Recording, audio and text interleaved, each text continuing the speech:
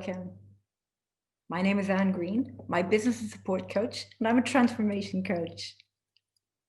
On behalf of Work Matters at the Library, I'm going to walk you through a framework and the steps behind it if you're considering transforming your career.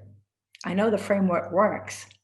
I've used it myself, and I've changed my career almost 5 times.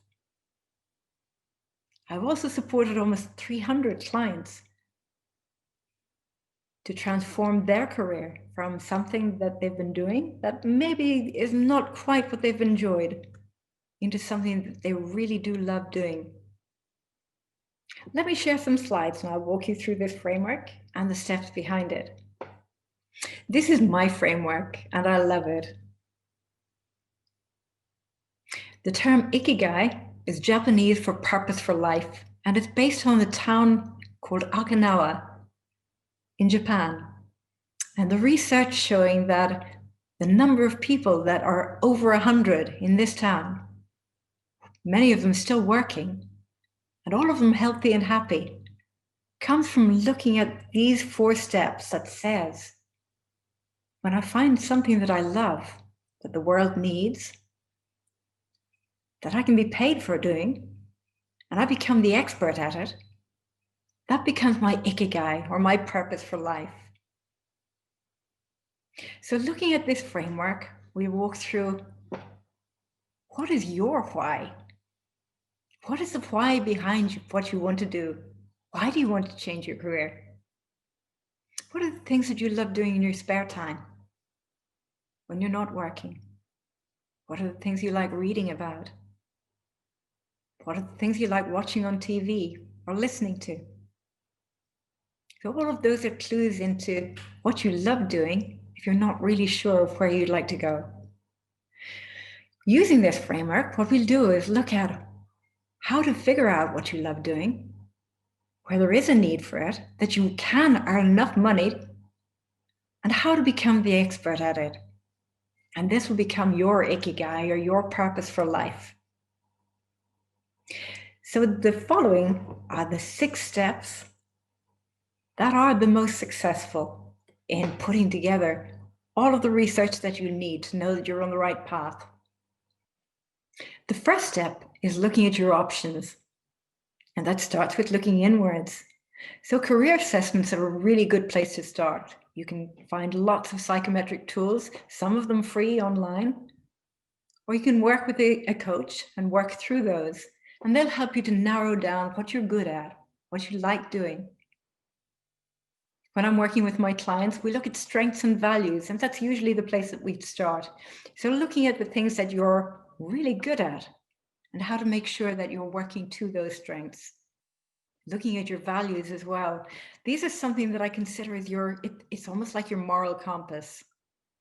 That when things are going really well, you're at your true north and it feels good inside. Equally, when you're not working to your strengths and not working towards those values, it's almost physical. You can feel it inside you that this isn't the right place for me. I'm not happy here. I'm not comfortable here. So looking inwards is the first place, and starting to look at work preferences. Would you prefer to work indoors or outdoors? In one of my workshops, I worked with a gentleman who had been working in a warehouse for a number of years. And in the middle of the workshop, he stopped and said, you know something? I hate working indoors. So he became one of my clients. And together we worked on a strategy that narrowed down the options for him. And he's now happily working in a garden center. So he gets to work outdoors as well as indoors, and he uses all of his warehousing skills. Next thing is looking at the type of organization you'd like to work in. Is it a large organization? Or is it that small to medium enterprise? So maybe less than 100 people in the organization, where you can be and play a number of different roles across the organization. In a larger organization, you may just have one role and might interact with other departments, but typically your role is fairly static. Do you prefer working as part of a team, or would you prefer working on your own? Those work preferences are really important. Next part is looking at the supports that you need. friends, family? Are there professional supports that would help you? Working with a coach, working with a mentor who will give you specific skills. When I'm working with my clients, we look at where are you now, right now, and where would you like to get to? And make that gap narrower by planning the steps in between. Looking at income, looking at the amount of time that you need for this transformation. When I'm working with clients, it takes anything from 3 to 6 months to really transform a career. And some people do it by taking a complete break away from what they're doing, going back and studying something, and then moving towards that career while they're doing their research. Other people might have taken redundancy. Whatever the situation, whatever your options are, look inwards first of all and decide what do you really want to do. The next step is your research, and that is looking at planning your route to where you want to get to. So you started before by narrowing down what you want to do. Now you're looking at how to get there. Putting together an elevator pitch is really helpful. Something that in less than a minute, you can tell somebody who you are, what you're thinking of doing, and what you'd like their help for. I think planning a questionnaire as well. Questions that will give you the most information when you talk to somebody, when you network with other people. So questions like, what do you enjoy about your job?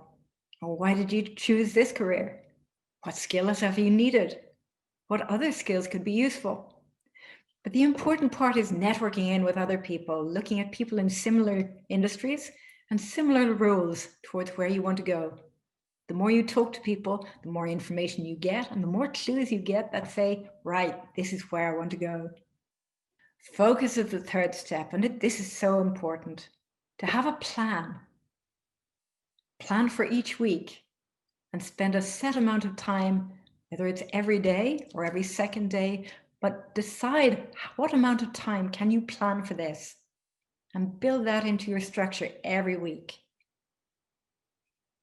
During this time, plan your goals.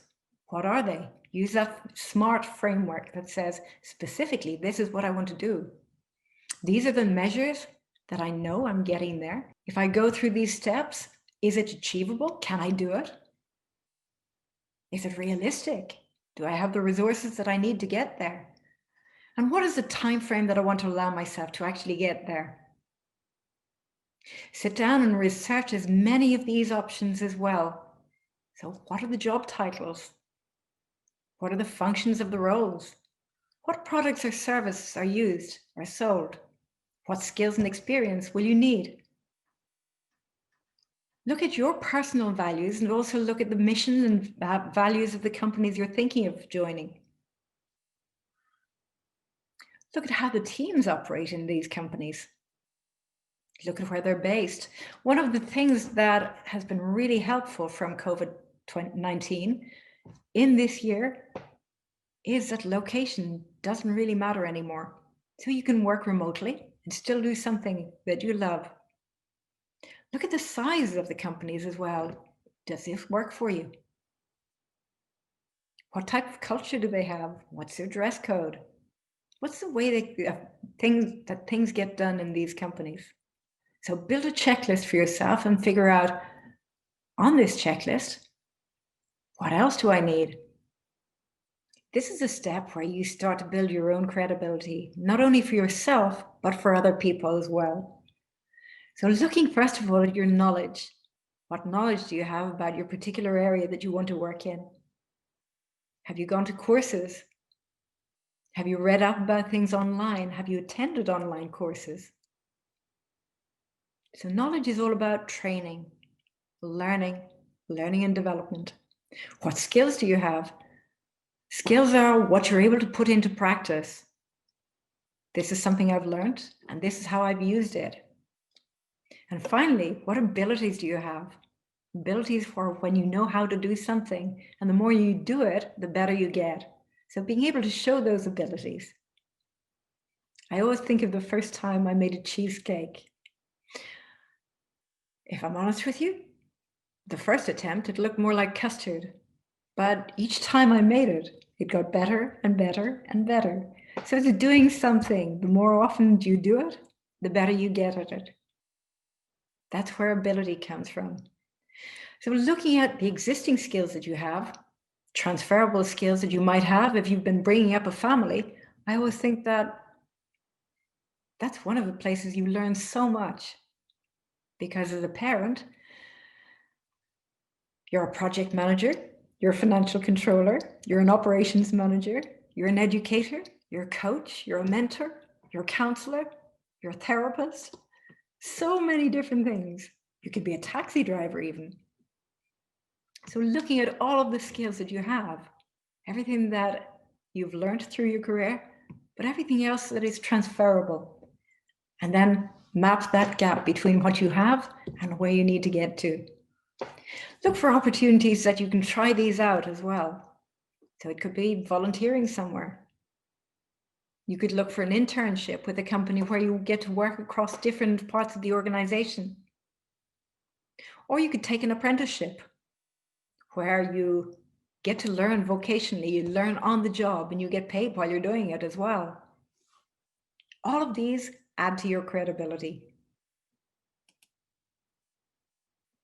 This is where you should be able to start narrowing down your options. With all of the research that you've done up to this point, you should be able to start looking at job openings, getting an idea of what companies are looking for people, getting an idea of what skills are needed, hard and soft skills, hard skills being the ones that you've been taught how to do something, soft skills being the ones that you know inside. So things like how to deal with people, how to manage challenging situations, how to build trust with people, how to build relationships. They're all of your soft skills.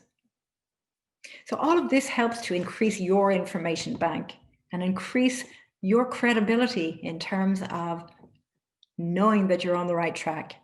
From this, you should also be able to start pulling together a relevant and appropriate profile and CV. Your profile is just maybe 3 or 4 sentences that says, this is who I am, these are my strengths, and these are the things that I love doing. Looking at social media, I find LinkedIn as a super resource. It'll help you find people who work in the industry that you're thinking of and being able to have a look at their profiles as well. What's the experience they have currently? What other jobs might they have done before they got to this particular job? And maybe networking in with them, seeing if there's an opportunity to have a conversation with them. Find out what brought them to this part of their career and what they love about it. All of this helps in your preparation. By this stage, you're ready to launch yourself. You've done all of that hard work behind you. And to build what I would term as a continuous pipeline, then I would say 60% of your time should be spent networking, talking to other people, getting ideas from other people, learning what are the challenges for them in this career, but what are the really good parts as well. 30% spent researching. What are the things that you need? What are the skills that you still might want? What are the challenges for these businesses so that, again, when you're talking to the business, you're able to say, these are the things that I can bring to your business. These are the things that I can help you to make your business successful. And that last 10% should be spent applying to companies. When you're applying, keep it personal. Tell a story about why you want to work with the company. Tell them why you've chosen to work with their company or why you've chosen their company to apply to. Tell them a reason why you're thinking of changing your career and why it's important to you. So create that story. For anybody that has supported you, follow up and gratitude is a really big part. So being able to just drop people a note to say, thank you, I really, really appreciated your time. and to offer your help as well. If there's anything I can help you with, please let me know. I'd be delighted to help you. So that step of follow-up, gratitude, all of that is so important. So those are my 6 steps. I'm bringing you back again to this framework. I'm going to suggest that, yes, if you want to change your career, you do need to step outside of your comfort zone. And it may seem a little bit scary taking that first step, but I promise you, if you do take it, it's worth it. You'll find so many new ideas. And the more research that you put in, you'll find that more ideas keep coming at you. So set your intention, set your direction, start your plan, and go for it. You'll find that it will be worth it. And the most important part is you'll find your Ikigai, your meaning and your purpose in life. So thank you, first of all, to you. It's been lovely working with you. These are my details. And on behalf of Work Matters at the library, don't hesitate to contact me. Let me know how you've got on, if you've started transforming your career already, or if you've already taken those steps. And good luck.